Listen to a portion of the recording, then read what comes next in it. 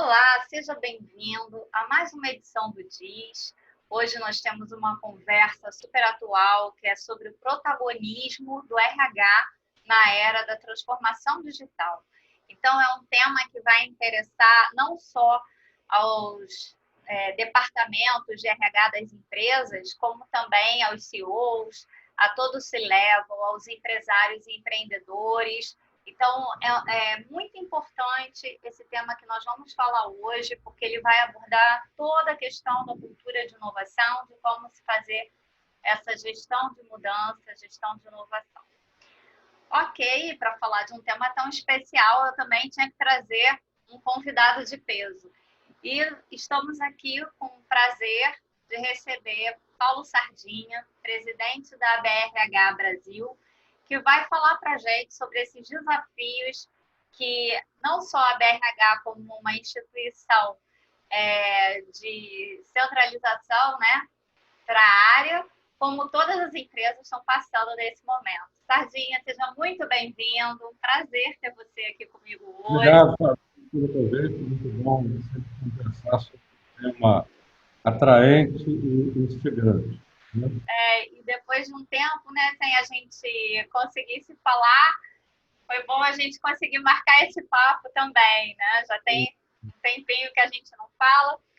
Então, Sardinha, a questão é a seguinte: como é que você vê, né, esse protagonismo que o RH tem que exercer nesse momento dentro das organizações, a importância dele assumir um papel estratégico dentro das organizações em função de toda essa mudança de mercado? Bom, vamos lá. A gente quase não consegue fugir, né, deixar de falar da palavra crise, né? Mas vamos tentar falar de uma maneira positiva. A questão da transformação digital já era pauta, já vinha sendo discutida, e já tinha até dado um passo adiante quando muitas pessoas já admitiam que uma transformação digital não era um objetivo isolado, precisava se juntar à questão da transformação cultural, que seria decorrente dos impactos digitais, mas também provocadores dos impactos digitais. Então, entramos num efeito bumerangue. O que aconteceu diante dessas adversidades que nós estamos enfrentando é que essa transformação digital adquiriu áreas de sobrevivência. Então, começamos a depender muito mais, a ter que tirar algumas incertezas numa velocidade muito grande. Eu não quero comparar dessa maneira para não depreciar, né? Mas é a grande discussão que nós temos hoje em relação à vacina. Quanto que nós temos que evoluir de uma maneira rápida e segura. Por quê? Organizando melhor o pensamento.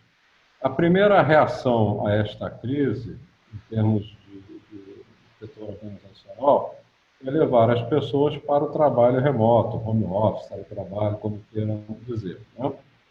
E isso fez com que, do ponto de vista, vamos dizer, técnico da tecnologia, a gente se deparasse com a necessidade de rapidamente arrumar algumas coisas. Nós precisávamos realmente de uma tecnologia de base, que nos colocasse em comunicação, que nos orientasse, pela qual poderia trafegar dados em volume com a confidencialidade. Então, por aí foi.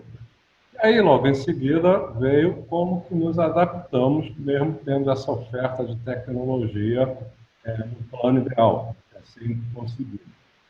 E aí que veio a discussão da questão de transformação cultural materializada na questão da liderança, como é que nós podemos liderar em tempos digitais, como é que nós podemos preservar valores das organizações, como é que nós podemos manter grupos reunidos e trabalhando de uma forma produtiva e esperada. Então, o que essa adversidade nos trouxe, entre tantas coisas, foi um teste muito robusto em relação ao que nós pensamos sobre tecnologia, no sentido que não pode ser um pensamento único. Ele tem que estar sempre associado à questão de valores, de cultura, de preparo da organização, isso tudo sob a batuta de uma liderança.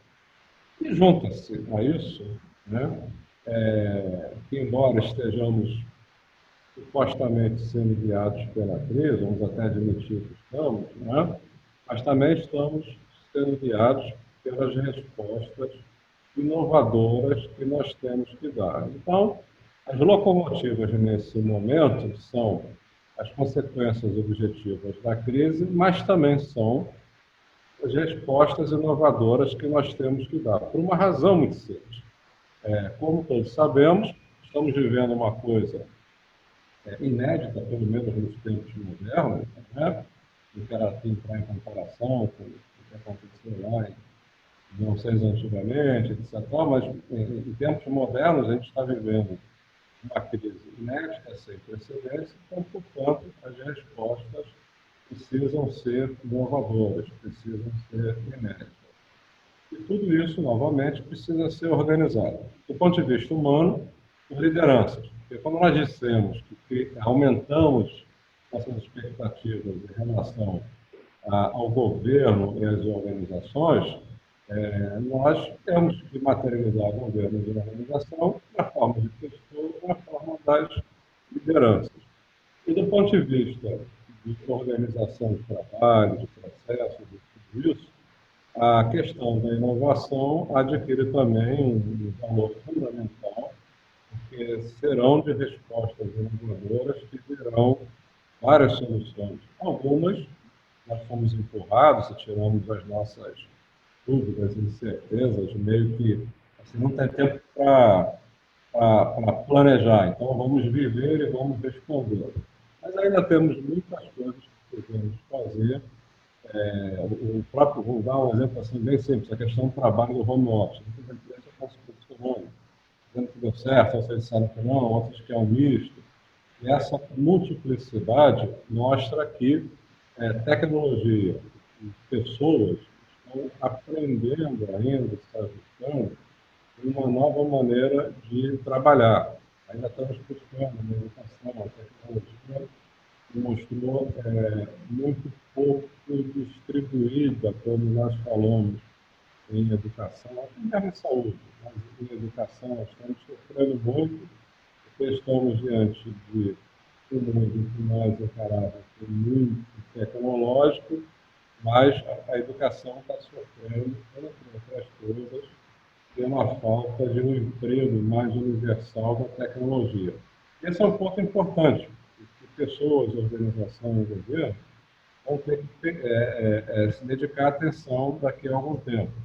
Não podemos continuar falando mais em tecnologia e ela não é mais universalizada. E a maneira tangível de medir quanto essa tecnologia cumpre o seu papel na sociedade através, por exemplo, da educação. Ela não pode nos faltar na educação.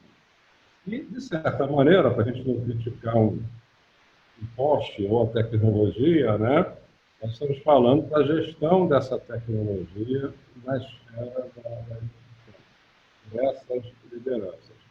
É um pouco complexo, até de certa maneira atordoante, porque, novamente, nós fomos desafiador, né?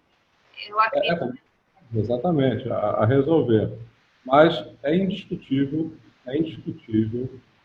que uma palavra chamada inovação tenha um peso tão forte, porque é da inovação que nós teremos várias respostas nunca antes praticadas, outras aprimoradas, para que nós tenhamos uma série de situações resolvidas em nossas vidas.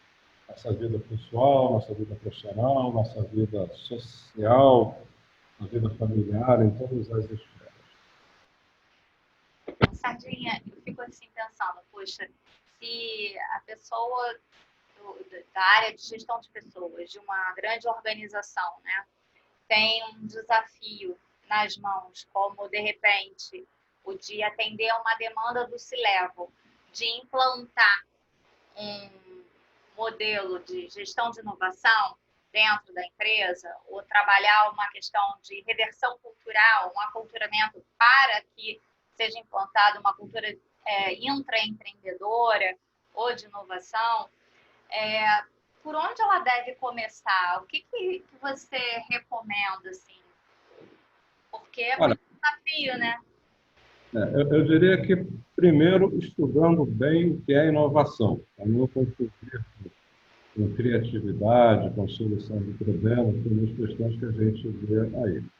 A inovação, ela traz, como uma das características muito marcantes no mundo, a questão da ruptura. Né? Nós, muitas vezes, temos uma visão clara de inovação associada a rupturas, a saltos, né? Não necessariamente assim, mas, via de regra, a evolução no seu sentido pleno, ela nos permite saltos, nos permite ruptura, nos permite o que não havia sido vivenciado, mas tudo isso traduzido em resultados objetivos. Então, essa cultura de que nós temos que estar sempre atentos à questão da inovação, porque ela pode nos trazer respostas, isso não se aplica só à crise, né? Isso se aplica quando nós estamos querendo modernizar, isso quando nós estamos querendo atingir novos patamares. E a inovação, do ponto de vista de gestão de recursos humanos, associado a essa questão de quebrar paradigmas, de reformatar pensamentos, de trabalhar expectativas que nós encontramos entre pessoas dentro da organização, entre pessoas e grupos, entre pessoas e a própria organização, e também no sentido da organização junto às pessoas que lá trabalham. Então, essa questão fundamental de associar inovação a repactuar expectativas, porque tivemos que fazer um salto, ou uma ruptura, como quisermos chamar, vai trazer daqui para diante, né, uma necessidade de lideranças e do pessoal de gestão de recursos humanos estar muito atento a essa palavra e tudo que circunda esse conceito. E você acha que os gestores das empresas eles estão conscientes disso? Dessa importância do RH? Eu diria o seguinte, eu quero acreditar que sim, mas eu penso que sim. Quando nós falamos de um grupo, né, de gestores de RH, é claro que nós encontramos organizações que já estão muito mais à frente e se tornam os novos paradigmas, se tornam os modelos que deverão ser bem visualizados e até imitados no bom sentido. E nós temos uma característica, claro, que aí eu digo com total segurança. Eu tive a oportunidade, diante de presidir a BRH, de atuar como diretor de recursos humanos, ter responsabilidade internacional, conhecer outros países, e a nossa maneira de fazer gestão de RH, nossos gestores de RH, nós estamos muito bem preparados. Nós sempre andamos muito ao lado de tudo que é inovador, né? De tudo que é moderno no que diz respeito. É claro que nós temos que lidar com algumas bolas de ferro amarradas, né? Nós temos segmentos que são mais evoluídos, organizações que são mais evoluídas, mas se nós conversamos sobre gestão, eu diria que nossos gestores hoje estão, sim, muito bem preparados e são reconhecidos, inclusive lá fora. Por exemplo, é o número de brasileiros que hoje ocupam cargos importantes no exterior, quer seja como diretor de RH, para ficar na minha área, ou até mesmo como presidente. A BRH Brasil, em novembro, inclusive, nós vamos reunir um fórum em que nós traremos diretores de recursos humanos que são brasileiros, que estão no Japão, que estão nos brasileiros que estão na Europa, estão em vários pontos do mundo, para falar como eles estão passando por esse enfrentamento e o que é que eles já visualizam. E quando nós fomos organizar esse fórum, nós constatamos que não é raro, não, muito pelo contrário, nós temos muitos brasileiros em postos de diretoria de recursos humanos, mundo afora. Esse é mais um indicador de como nós somos gestores bem preparados. E vou ser arrogante dizer que não é só na área de recursos humanos, não. Mas outras áreas também, até porque, para lidar com as dificuldades dos nossos países, né, e manter as nossas organizações produtivas, competitivas, né, temos que ter pessoal muito competente em todas as esferas. Eu ia até falar isso, né? Se o que a gente está vendo refletir, quer dizer, isso que você está falando, né? De ter muito expatriado, muito gestor brasileiro em cargos fora do país, né? Se isso não é consequência também do fato da gente ter investido uma fase na formação desses gestores e a economia do país está meio esquisita, quer dizer, já tem um tempinho aí, então as empresas estão levando esses talentos, estão tendo oportunidade, na verdade, de levar esses talentos, né? Porque, assim, eu conheço diversos diretores que a matriz diminuiu a operação aqui no Brasil e levou para fora.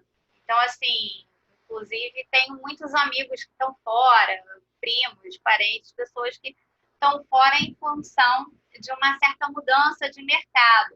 Isso mostra que a gente está preparado, sim, né? Porque senão ele simplesmente fechava aqui ou diminuía o escopo aqui no Brasil e pegava pessoas locais para preencher essas vagas, né? Mas eles fazem questão de ficar com os nossos executivos.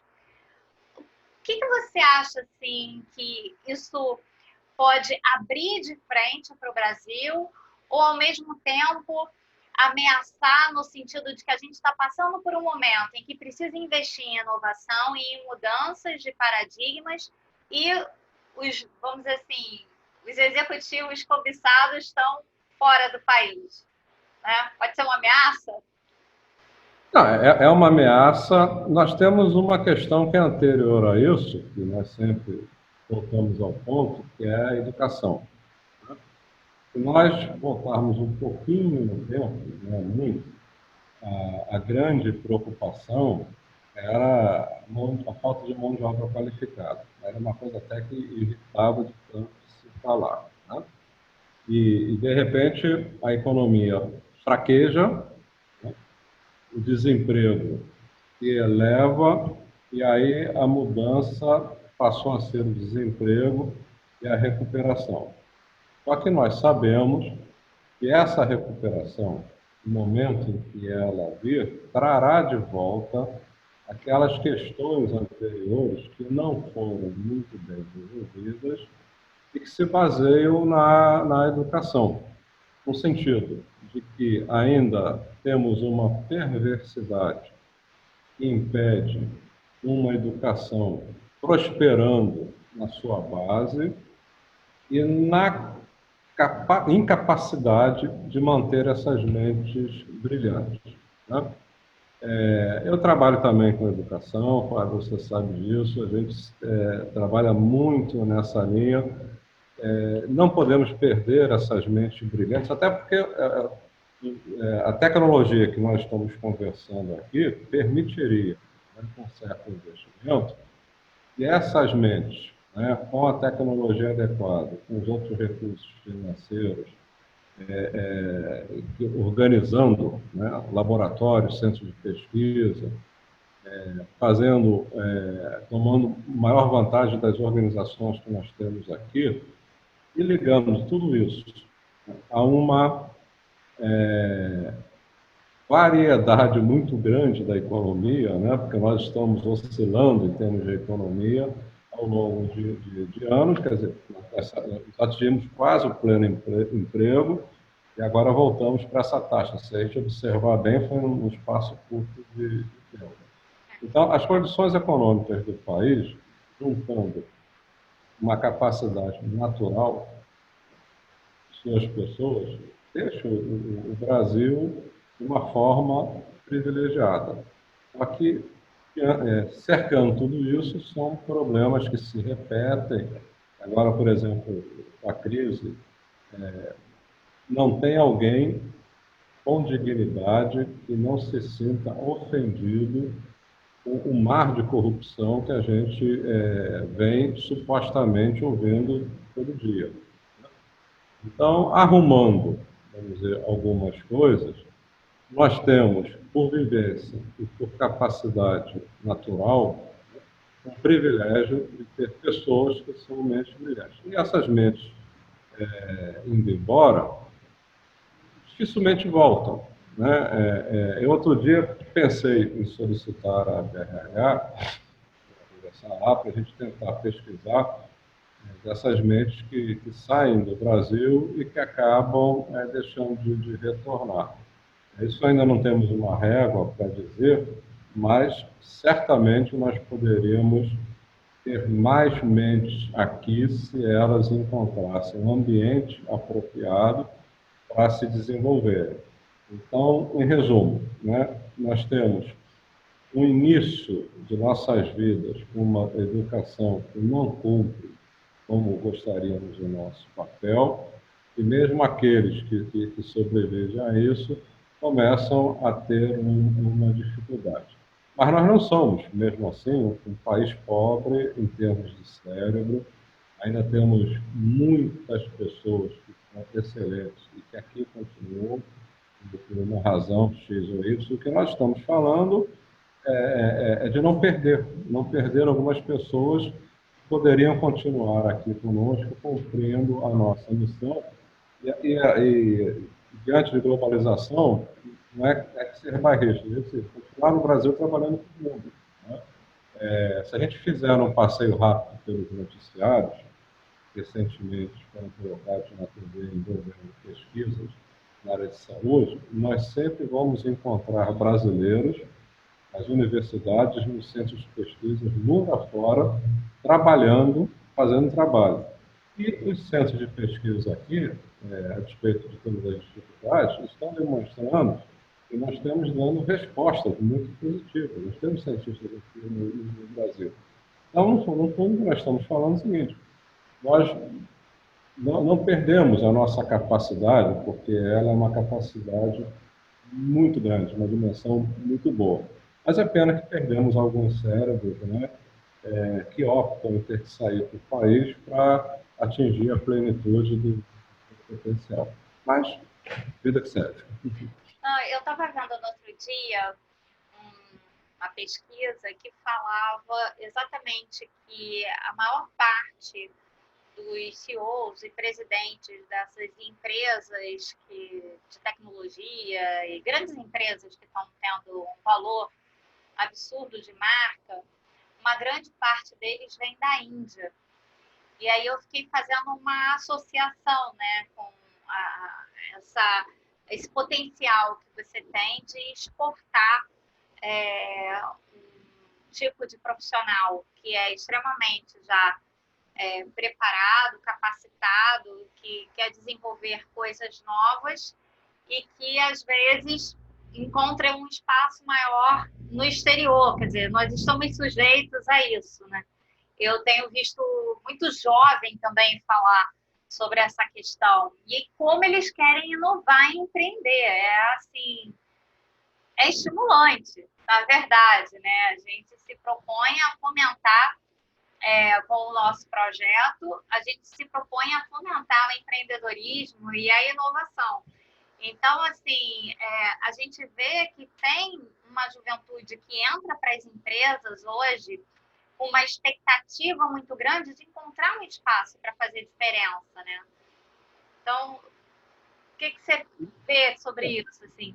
Você falou uma questão. A Índia, na verdade, não é uma novidade. Em 1980, portanto, nós estamos falando aqui há 40 anos, né? Eu trabalhava numa multinacional em que ela desenvolvia a implantação de um centro de pesquisa e desenvolvimento de software no Brasil, ao mesmo tempo que já havia um na Índia. Então, a conversa era multinacional americana, e que estabelecia uma conversa entre três nações, Estados Unidos, Brasil e Índia, né? Então, não é de hoje que a Índia aplica uma vocação natural que ela tem em termos de matemática e aplicação em tecnologia. Mas essa vocação nós temos. Nós temos, quando nós olhamos, por exemplo, esses concursos de estudantes, né, em termos de tecnologia, de Olimpíadas da Matemática e tudo, o Brasil, apesar de todas as dificuldades, apesar de toda essa educação que nós falamos aqui, sempre se posiciona bem.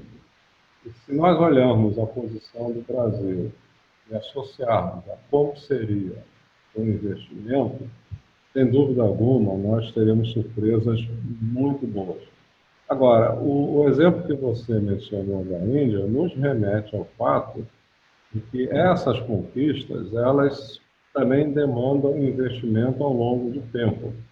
Então, nós não podemos pensar em fazer investimentos que mudam a cada 4 anos.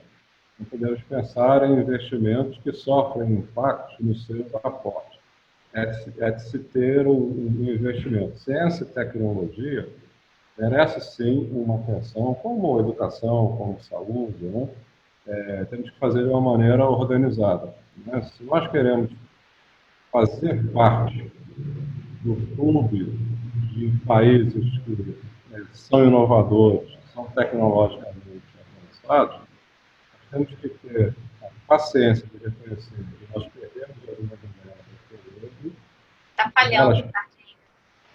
Dizer que se devemos e se queremos fazer parte dos países marcados pelo desenvolvimento tecnológico e da inovação, nós temos que reconhecer que perdemos algumas janelas até hoje, essas janelas precisam ser reconstruídas, novas janelas precisam ser abertas, e isso é um planejamento que não é do governo da hora, é um planejamento do Estado. Tem que ser feito ao longo do tempo, né? Nesse aspecto, a estabilidade nos dá uma vantagem, né? Em outros, as adversidades que vivemos acabam criando uma vantagem, que é a nossa capacidade de reagir e tratar certas questões, né? Que a gente brincar, jabuticaba, né? Aqui no Brasil. Agora, eu estava ouvindo outro dia uma pessoa falar, jabuticaba é uma fruta deliciosa, né? É verdade. Mas são aquelas coisas peculiares do Brasil, né? Mas eu acho que nós temos muitas coisas positivas e, assim, que as empresas podem, talvez, trabalhar um pouco mais como o intraempreendedorismo, né? Porque, assim, tem alguns dados de mercado que a gente olha e fica assim, poxa, não combina muito, porque, assim, quase 70% dos jovens brasileiros, estudantes de graduação, querem empreender, né, segundo a Endeavor. Aí a gente pega o nosso ranking, o ranking global de inovação, a gente vê que o país está em 62º lugar. Esse ano já melhorou 4 posições, mas não foi mérito nosso. Foram outros países que caíram por conta da Covid. Então, a gente acabou subindo, ganhando uma vantagem, mas é um índice muito ruim. Se a gente olha pelo Global Monitor, em que posição que nós estamos de empreendedorismo, a gente ainda está numa posição privilegiada, 4º, 5º país, não me lembro agora de cabeça, mas assim, um dos primeiros países. Então, assim, são algumas contradições, né, que a gente vê na nossa economia, no nosso mercado, que eu fico me questionando vai arrumar essa bagunça? Quem dentro das organizações, e aí a mim, né, só ocorre atribuir a responsabilidade ao cara de pessoas para isso, né? Mas assim, quem tem que arrumar essa crise toda, né? Quer dizer, um mercado estabelecido em cima de uma base de perfil de gestão, de liderança bastante tradicional e que busca estabilidade, né? Uma necessidade das lideranças inovarem mais, a vontade dos jovens inovarem, quer dizer, mas ao mesmo tempo a gente não consegue sair dessa confusão e virar essa chave.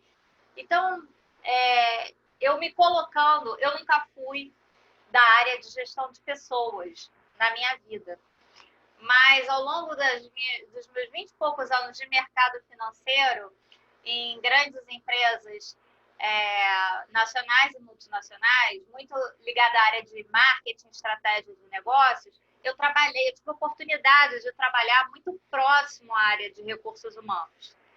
Então, assim, eu às vezes via que nem os recursos humanos, em determinadas, vamos dizer assim, situações, conseguia entender o tamanho da diferença que faria se ele se posicionasse mais em relação à diretoria, para um lado ou para o outro, né? E assim, eu estou falando de mercado como um todo, eu não estou falando de um setor específico, né? Porque apesar de eu ter tido experiência mais dentro de um setor, a gente vê que isso se repete em várias empresas, até conversando com executivos de RH mesmo. Né? Então, assim, como é que você acha que tem que ser a conversa com os empresários? Como é que a BRH se posiciona, chama os empresários e, enfim, traz à tona esse tema e aborda isso? Ou eu estou viajando, não estou exagerando? Primeiro, eu queria fazer um comentário. Quando a gente olha alguns rankings, mesmo os que são positivos e os que são negativos, nós conseguimos identificar que a razão ali é uma contradição entre o ambiente e as mentes, como nós havíamos falado. Essas mentes, apesar de um ambiente não propício, conseguem reagir, conseguem trazer resultados e, se tivessem circunstâncias mais favoráveis, seriam ainda melhores. Então, o que já é bom tornaria excelente, e o que ainda não é bom poderia se tornar bom rapidamente. A questão não está nas mentes, na capacidade das pessoas que habitam esse país. Está, sim, muito mais relacionados à questão dos recursos e ambiente com que ela tem que lidar.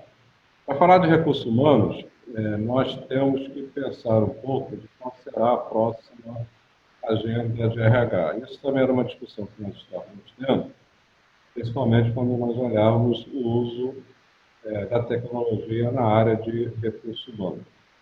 Em qualquer área, na realidade, quando nós falamos em emprego da tecnologia, em aproveitar e tomar vantagem de inovação, a gente pode dizer que nós estamos no rumo da produtividade, da competitividade. Isso nos leva lá. E o que nós temos que pensar na área de RH? Qual será a nossa próxima agenda que deixa aquelas questões tradicionais, vou usar até termo antigo, vou recrutar, selecionar, treinar, né? Que até não são termos muito usados hoje, porque isso nós temos, por exemplo, a inteligência artificial, que é capaz de tratar os dados de uma maneira muito veloz, analisar vários currículos e estabelecer com uma boa precisão, né, que pessoas se aproximam de um determinado perfil. Então, Estou dando um exemplo assim, bem simples. Em recursos humanos, irá acontecer, já está acontecendo, nós temos o impacto da tecnologia, então temos que olhar para o nosso tempo e dizer o seguinte: qual é a nova agenda com a qual nós vamos preencher? E certamente essa agenda está além dos muros das organizações.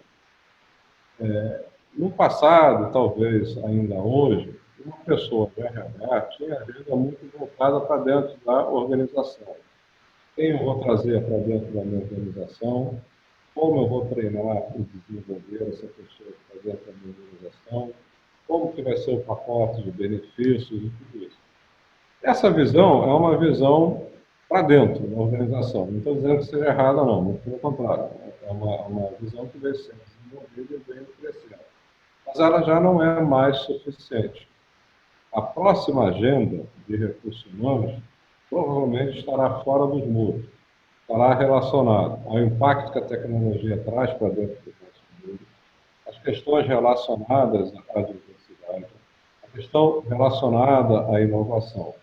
Então, fazer gestão de pessoas pela área de recursos humanos será, talvez, minimizar tudo que tecnicamente nós fazemos hoje poderá ser feito de uma maneira mais rápida e mais efetiva com o emprego da tecnologia e trazer o nosso olhar para questões sociais que são muito relevantes.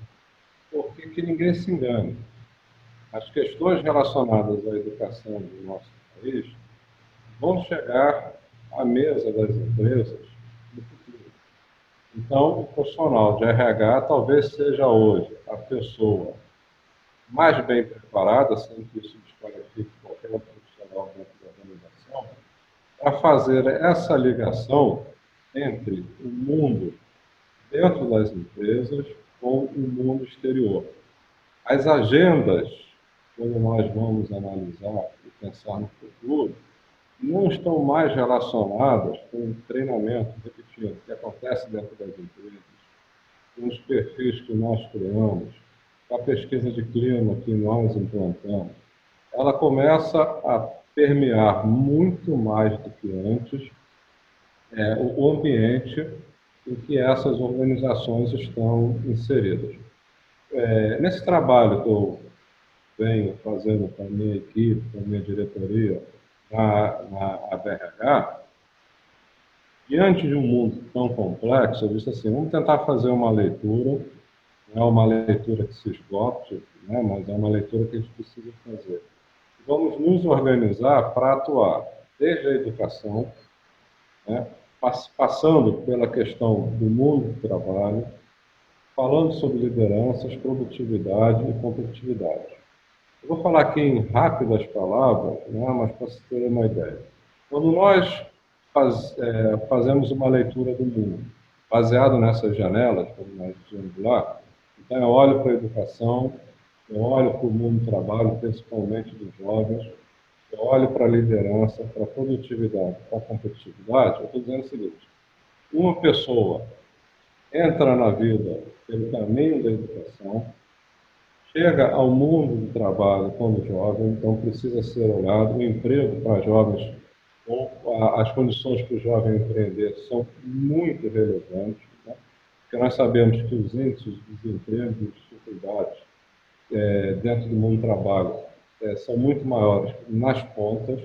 Nós pegamos o índice de desemprego, seja ele qual for, seja em qualquer parte do mundo, você pega um índice de desemprego geral do país, e aí você aplica ele num segmento que pode ser de 16, 17, 18 anos, até 21, 24 anos, vamos pegar 18 e 24 anos.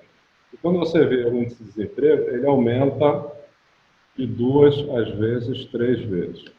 Então, nós temos que pensar na educação, no ingresso dos jovens no mundo do trabalho, porque é dessas duas janelas, né, são desses dois pilares, que nós vamos formar as grandes lideranças que as organizações e os países precisam. Essas organizações com boas lideranças, tecnologia, inovação, cultura, tudo isso, vão ser materializadas em forma de boas organizações, então, organizações que são produtivas, e o conjunto dessas organizações produtivas forma uma nação competitiva. E aí, esse conceito de trabalhar, que eu estou explicando aqui em alguns minutos, então, isso sempre demanda essa matriz para ser bem compreendida e bem expressa por mim, demanda um tempo maior. Nós falamos de pegar o indivíduo e chegar até a nação, né? Então, um indivíduo que nasce único, vai para a educação, se integra a um grupo também de trabalho, se transforma em líder, faz parte da organização. Então, nós passeamos do indivíduo até a organização, passeamos dentro de uma visão de como é que nós podemos ter a realidade. E suportando essas 5 janelas que eu mencionei, os 5 pilares, como quiser, nós temos a questão da tecnologia, da inovação, da saúde, da diversidade, dando suporte a tudo isso.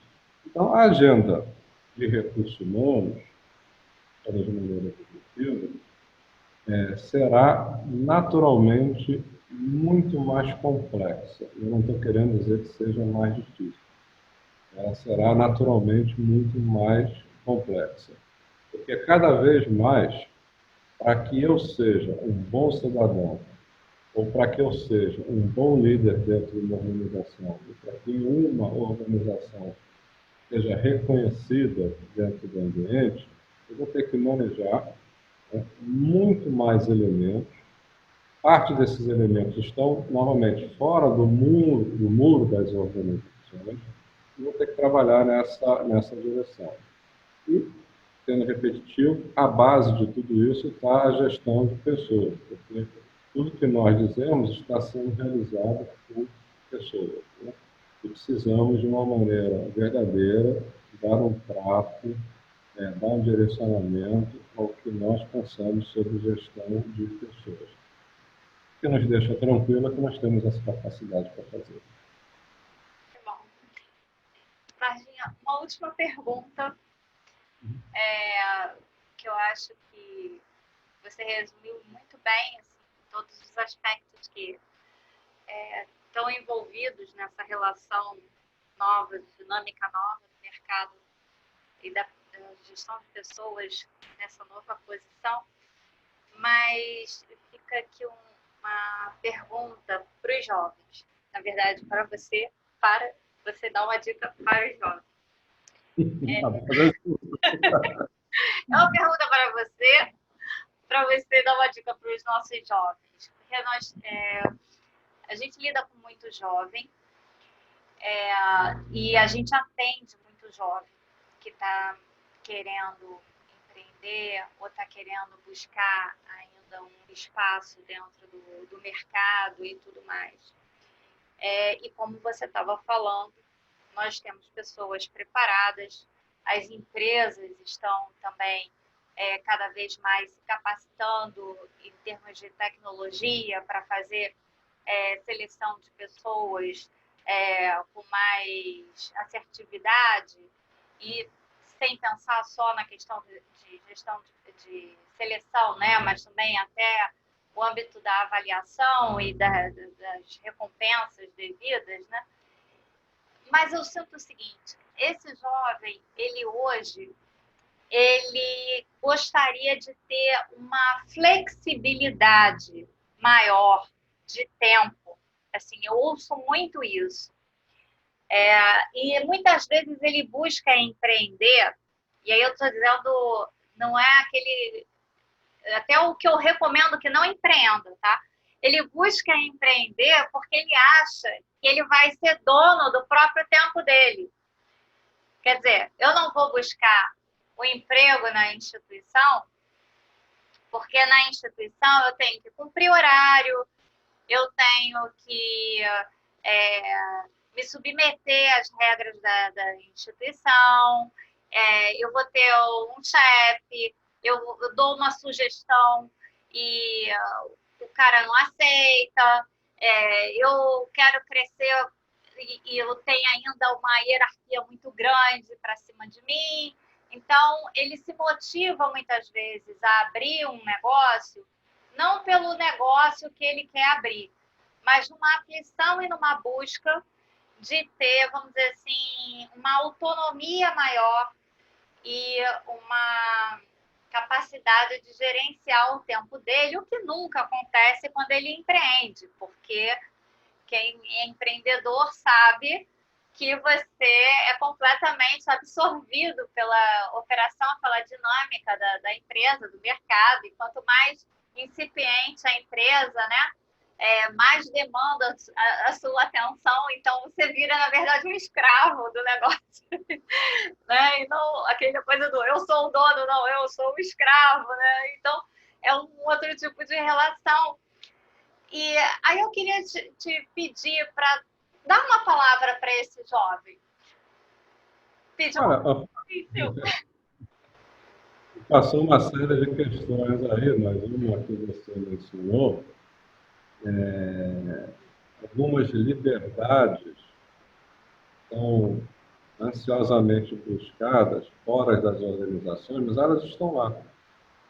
Até porque as organizações estão entendendo cada vez mais que trabalhar não é uma questão de corpo presente, é uma questão de saber cativar as mentes e corações, olhar para resultados que talvez são atingidos através de pessoas. O resultado é uma consequência de um trabalho realizado por alguém. Então, as organizações estão estudando. Os jovens têm que, no sentido positivo, fazer uso da grande capacidade inovadora que eles possuem.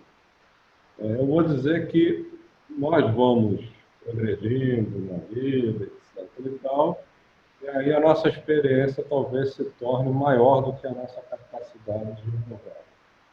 Já o jovem talvez esteja mais apto à inovação, enquanto a experiência virá contigo. A primeira questão é a questão da inovação. Não é à toa que organizações tradicionais, com longo tempo de existência, organizações grandes, buscam nas startups as fórmulas, as inovações que ela precisa. Então, essa troca, né, entre organizações consolidadas com startups mostram que o que nós temos que encontrar são pontos de equilíbrio. Então, o jovem, a primeira coisa positiva preserve, pratique a inovação, que é peculiar. A outra questão é que pratique bem a faculdade de aprender, né? E se desvie de atalhos. O que eu vejo não é que a ambição esteja incorreta, mas os atalhos que se procura tomar talvez não sejam os mais apropriados. E aí, nessa busca das ambições legítimas, se elas não são bem planejadas, se elas não ocorrem bem preparadas, e não são resultado do ímpeto da inovação positiva, mas também da paciência de aprender, muitos jovens eu vejo que são levados para a força do atalho. Só que o atalho não necessariamente leva ao ponto desejado, porque atalho não faz mágica. Então, nós temos que diferenciar o que é esse vigor da inovação, essa plenitude de desafiar e buscar novas respostas e direcionar para que isso volte para o próprio jovem em forma de benefício. Aí a armadilha é não querer associar a atalhos. Eu tenho vários relatos de jovens que, sem dúvida alguma, de um potencial enorme, etc. e tal, e olhavam para a organização, buscavam atalhos que não existiam, E aí deixavam de talvez fazer um papel muito relevante, que é de influenciar essa organização, né? Porque, novamente, como nós falávamos há pouco, as organizações são movidas por pessoas, são regidas por pessoas, são pessoas que estão fazendo essa organização. E elas não vão mudar sem esforço, sem trabalho. Então, aos jovens, de uma maneira geral, eu diria o seguinte: cultivem a arte de inovar, cultivem a faculdade de aprender e não se percam em atalhos da ansiedade. Né? A ansiedade é um mal. Tendo cuidado em relação a isso, né? Olhem para eu acho que as organizações estão mais abertas do que antes, né? A ouvir, a entender, a reprogramar a sua maneira de relacionar, né? Mas elas, organizações, pessoas jurídicas, também não irão fazer isso por mágica. Elas deverão fazer influenciadas pela força desses jovens. Faz Então, a diferença, né? faz a diferença. Então, assim, eu diria que o jovem não pode ficar na conduta de esperar que a organização se transforme naquilo que ele quer. Eu acho que ele tem que ser um influenciador para as organizações com as quais ele vai se relacionar, quer seja a partir do seu próprio negócio, quer seja a partir do trabalho. Por exemplo, eu ouço algumas coisas que me preocupam um pouquinho, eu tenho falado isso. As organizações falam muito assim, vamos trabalhar pelo engajamento das pessoas. Eu digo assim, mas essas pessoas vão se engajar ao quê? Né? As organizações estão querendo que essas pessoas se engajem aos objetivos da organização, é isso? Está faltando melhorar. Né?